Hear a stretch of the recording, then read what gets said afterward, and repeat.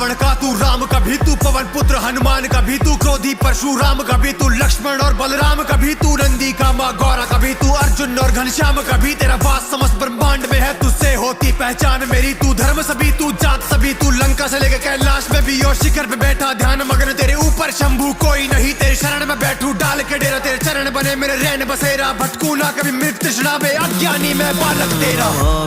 मीशान निर्वाण रूपम विभुं व्यापकं ब्रह्म वेद स्वरूपम, निजं निर्गुणं निर्विकल्पं निरीहं चिदाकाशमाकाशवासं भजेऽहं। प्रचण्डं प्रकष्टं प्रगल्भं परेशम् अखण्डम् अजं भानुकोटिप्रकाशं, त्रयशूल निर्मूलनं शूलपाणिं